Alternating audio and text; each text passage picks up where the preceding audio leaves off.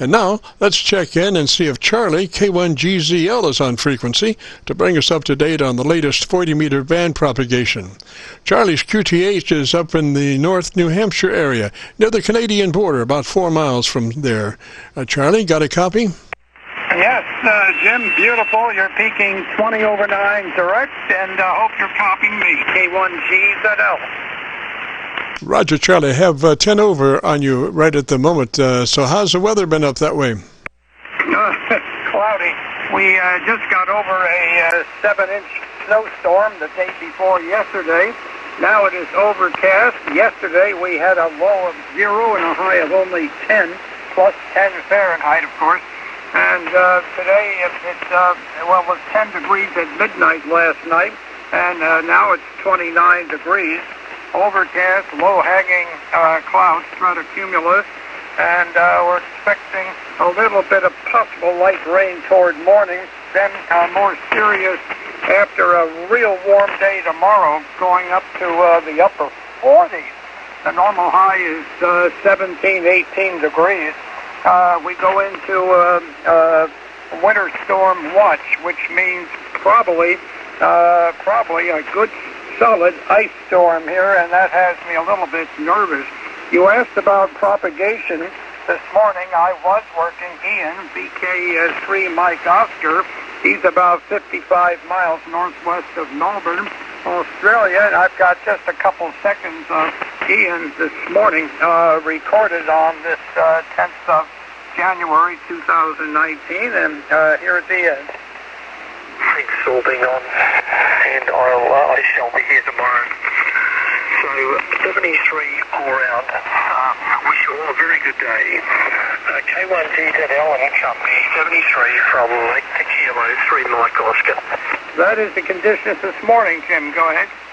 Oh, just excellent, just excellent. And your radio setup is just perfect to rebroadcast that. You've got that absolutely down pat.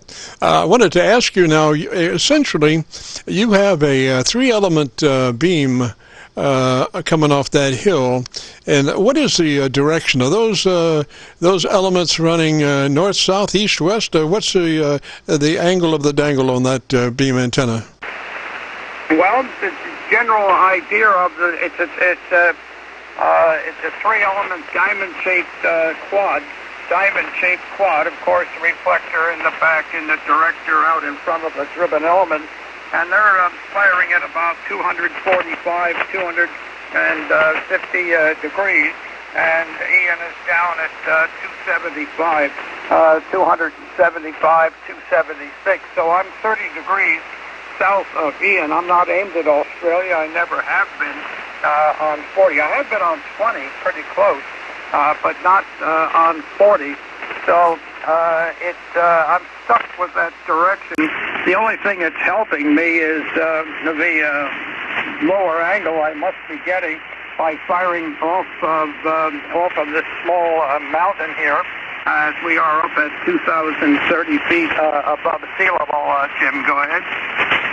Roger that. Roger that. Now, okay, so that's your target angle. What is the actual angle of the elements themselves? Are they running like south, east, northwest, like?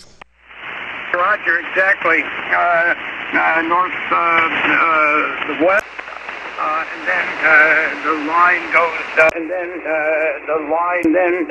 the line goes southeast. If you look right down each element in the direction it's firing, say from the northeast west side, the are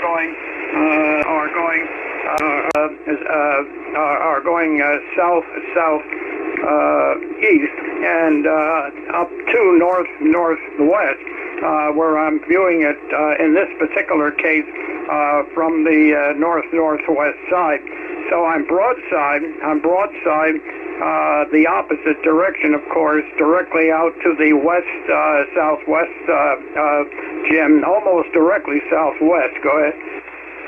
Roger, Charlie. Well, I was just looking around on the SDRs. You're 15 over on Rochester and Milford, and 8 over on Atlanta and Arlington. So, and then obviously on my local antenna, you're about 12 over on my my dipole antenna, and right on the mag loop, I guess you're probably about just not quite as good, about a 7 on the mag loop antenna, Roger. Good, about a 7 on the mag loop antenna, Roger. Okay, well, you're certainly doing a beautiful job. I assume you're on your dipole at the present time. Here's a couple seconds of your signal. And right on the mag loop, I guess you're probably about just not quite as good, about a 7 on the mag loop antenna, Roger. Okay, Jim, real fine. Look, I won't hold it too long. You may have a lot of stations trying to work you there, and as usual, your audio is absolutely perfect. I don't think you would sound any different if you were sitting next to me and not on the radio and talking directly to me, as you are. So the first time I ever heard a single sideband station, I remember way back when, and it sounded so horrible that I thought the FCC was going to get a hold of this person and throw him off the air, but not knowing that that was a new technology. Jim, go ahead. Oh, Roger, well, yes, you come face to face with a single sideband on an AM receiver, and one wants to duck and run for sure, Roger. Oh, absolutely, absolutely. Now we have good quality on sideband. Here it is. Not quite as good, about a 7 on the mag loop antenna, Roger. One wants to duck and run for sure, Roger. Okay, Roger on that. Well, Jim, thank you. Roger on that. Well, Jim, thank you so much. I'll try. If I don't get smashed here by this ice storm, I'll try to get on next week. It's always a pleasure working you there. Yeah, KC9, the BKV. Mike, if you're listening, I'll be down on 50 shortly. I'll have to reload. K1GZL. Always a pleasure, Jim. Roger, Charlie 3's that way. Stay warm. I say that because, I have, you can live up there. It's too cold for me, man. I like a little more moderate extremes of temperatures, so Louisville area just does me fine. So 3's, and have a real good afternoon and a great weekend, Charlie. This is KC9VKV, and this is the Friday Afternoon QSO Vlog Network. My name is Jim, KC9VKV, and I'm better known in some circles as Dr. VKV. And we are recording now live till 5, so if you have a radio you want to check out, give us a shout. We'll post this recording up on YouTube in the next couple of days. So when you go to YouTube, just do a call letter search for Kilo Charlie 9, Victor Kilo Victor, and that will take you to our QSO Vlog page. And on that page, you'll be looking for one QSO Vlog entitled My Group Aircheck 11020. My Group Aircheck 11020. This is KC9VKV listening. This is KC9VKV listening.